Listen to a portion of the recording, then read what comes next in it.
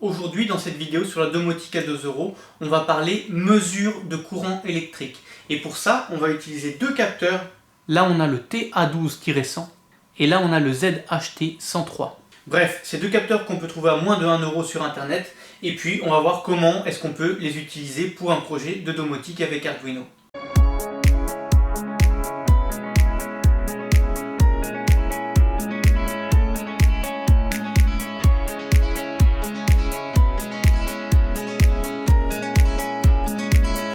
Alors le but de ce projet, ça va être de mesurer le courant qui circule dans un conducteur sur le secteur en 230 volts alternatif. Donc là, on a un montage avec un variateur de lumière. On a une ampoule qui fait 300 watts. Et puis, avec notre variateur, on va faire varier la puissance de l'ampoule. Et puis, le but, c'est de mesurer le courant qui circule dans le conducteur électrique.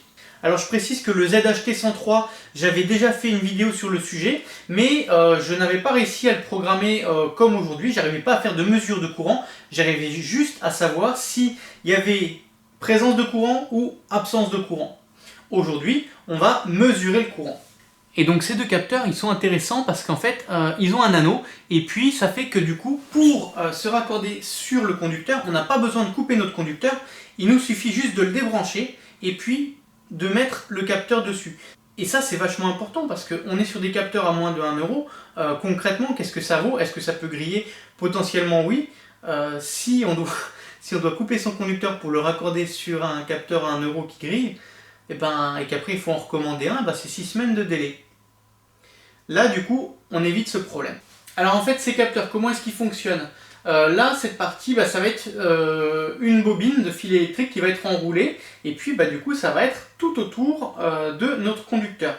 Et puis, notre conducteur, on a un courant alternatif qui circule dedans, et du coup, ce courant alternatif, il va être capté par ce capteur, et puis, donc ici, du coup, on va avoir un courant qui va être alternatif. Et ça, notre Arduino, il n'aime pas, il veut du courant continu. Donc, on va faire un petit montage avec deux résistances et un condensateur pour redresser le courant et puis qu'il puisse du coup lire ce que la bobine lui indique.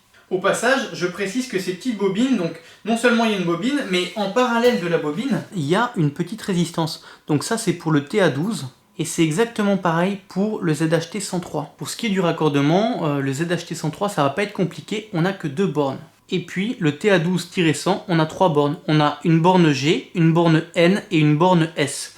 On va utiliser les 2 bornes de chaque extrémité. On va juste se brancher sur la borne G et sur la borne S. Et en fait, du coup, le schéma de redressement et le code Arduino, ça va être exactement le même pour ces deux capteurs. Alors voilà comment ça va se passer. On va prendre deux résistances de 10 kΩ et un condensateur de 100 microfarad. Nos deux résistances, on va en prendre une, on va la brancher sur le GND de l'Arduino. On va prendre l'autre, on va la brancher sur le plus 5 volts de l'Arduino. On va les raccorder ensemble, ça va nous faire un point milieu. En parallèle de celle qui est branchée sur le GND, on va mettre un condensateur de 100 microfarad. Hop, on va le raccorder aussi au point milieu. Et puis ce point qu'on a là, dessus, on va raccorder notre capteur. Ça, c'est le fameux Donuts avec sa petite résistance en parallèle. Et puis l'autre borne du capteur, on va la raccorder sur le pin A1. Et c'est tout. Alors une fois qu'on a branché l'Arduino, les deux résistances, le condensateur et puis notre capteur ensemble, on n'a plus qu'à passer sur l'ordinateur et regarder le code. Alors donc nous voilà sur l'environnement Arduino. Première chose qu'on va faire, on va inclure des bibliothèques. Donc il y en a une en particulier qui va être nécessaire pour la fonction du capteur du courant. Donc on va aller sur le gestionnaire des bibliothèques et on va taper emonlib. Et donc on va tomber sur la bibliothèque emonlib, donc by Open Energy Monitor. Pour moi elle est installée, c'est la version 1.1.0. Donc une fois qu'elle est installée, on va l'inclure. Ensuite, les deux lignes suivantes, c'est si on souhaite inclure un écran LCD sur son projet. Donc on va inclure la bibliothèque wire.h et puis on va inclure la bibliothèque liquid crystal-i2c. Ensuite, on va définir les caractéristiques de l'écran, donc Liquid Crystal I2C, donc LCD. Ensuite, l'adresse 0x27, mais ça peut varier selon votre écran. Pareil pour la taille de l'écran, ça peut varier pour vous. Ensuite, on va écrire Energy Monitor Emon 1. Donc ça, cette ligne, il faut l'écrire pour faire fonctionner le projet. Maintenant, je ne saurais pas vous l'expliquer. Ensuite, on va définir INT tension, et puis là ça va être la tension de notre réseau. Donc moi j'ai mesuré c'est 230 volts, mais ça peut être un petit peu différent pour vous, et puis ça va influencer sur le résultat de la puissance. Ensuite, on va définir le pin numéro 1, le pin A1 comme une entrée, parce que notre capteur sera raccordé d'un côté sur le petit montage de redressement et de l'autre côté sur le pin A1. Et ensuite, on passe dans le Void Setup, donc on initialise l'écran LCD, on allume le rétroéclairage, on lance le moniteur série, ensuite on écrit cette ligne avec ici donc le pin où est raccordé le capteur, et donc ça, ce fameux 5, c'est le facteur qui correspond au capteur numéro TA12-100 et puis au ZHT103.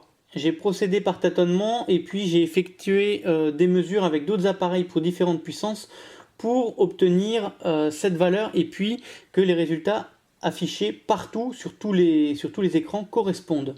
Ensuite, on positionne le curseur de l'écran LCD au point 1 de la ligne 0 et puis on écrit ce qui est entre les guillemets, donc TA12-100 et ZHT103. Ensuite, on le positionne au point 0 de la ligne 2, on écrit intensité.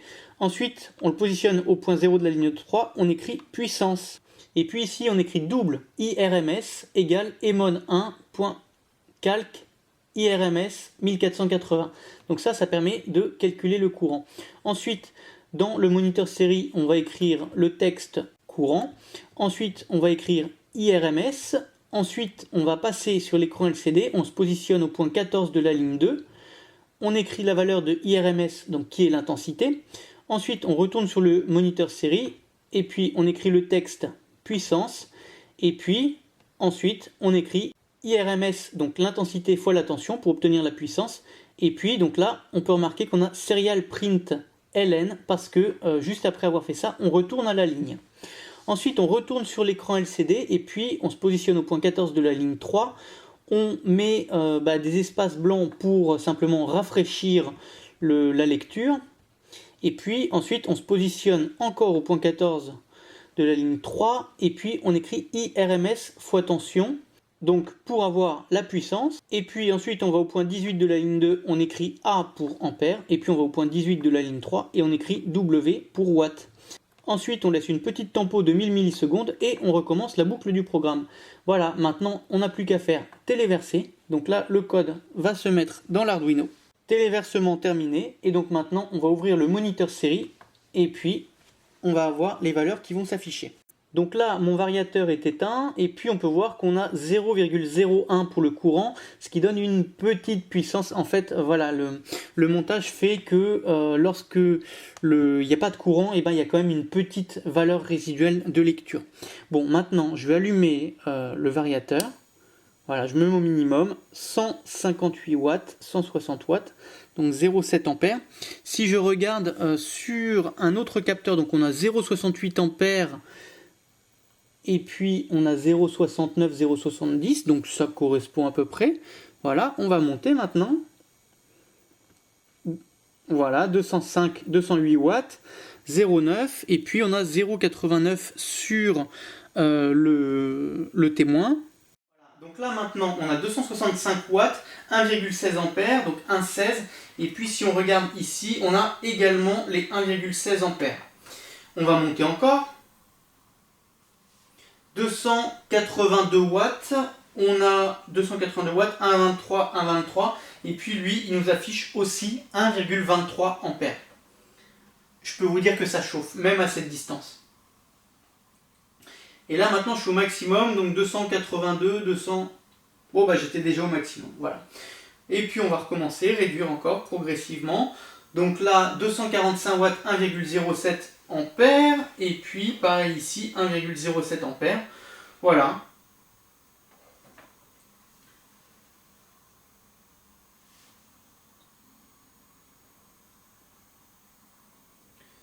« 0,73, 0,68, 0,69, voilà, c'est exactement ce qu'on a ici.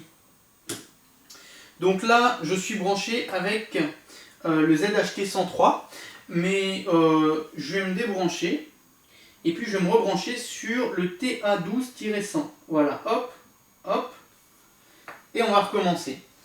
Donc là, on a 0,68, 0,68, on est au minimum, on va monter. On a 0,88, 0,86, 0,87, 0,86, oui. 1,06, 1,09, 1,09, 1,10, ça dépend. Hop. 1,21, 1,21. Et là, je suis au maximum. Et on a 1,24, 1,23.